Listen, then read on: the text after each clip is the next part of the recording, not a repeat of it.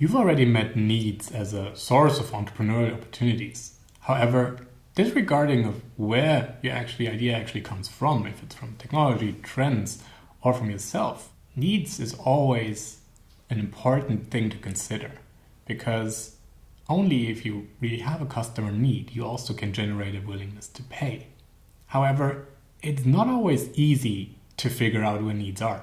Needs are not only a source for entrepreneurial opportunities, they're in fact what you build your business design concept around. So even if your idea comes from yourself, from technology, or from trends, the essence is that you find and address needs of people. This is when you can create value. This is when you can improve the life of others.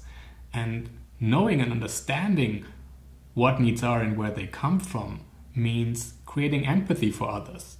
Knowing about their emotions, about their feelings, about what they want to do with their lives. And this is what we're going to find out now.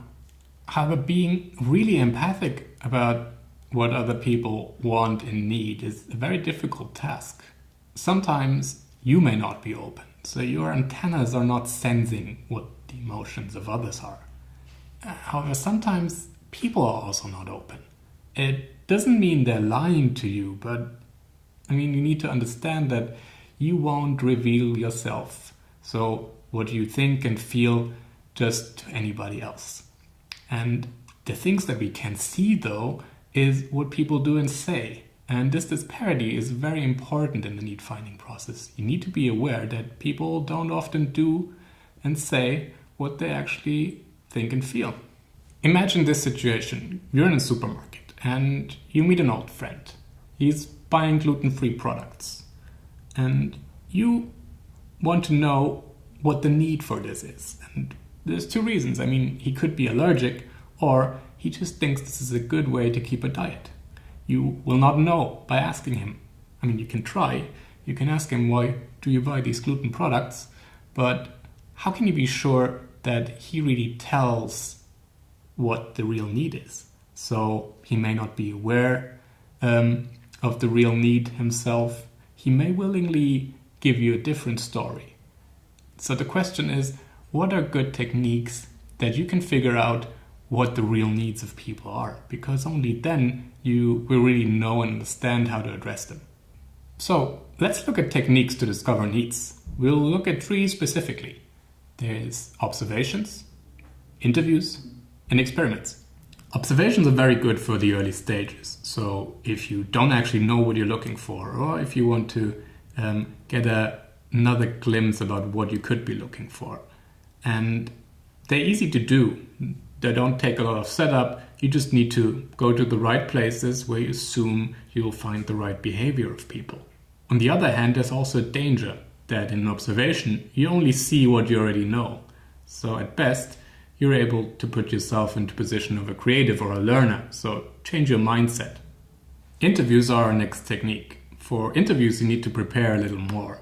So both for finding the right questions and also for finding the right interview partners. It is most likely that your interview partners won't be in your family or won't be in the same building. And it's also not recommended to get someone from your closer network. Go out there on the street and talk to foreigners, to strangers, to someone you've never talked before. This may mean you need to get up at awkward times, like in the morning if you want to interview hunters, for example, or in the evenings or late night if you want to talk to DJ.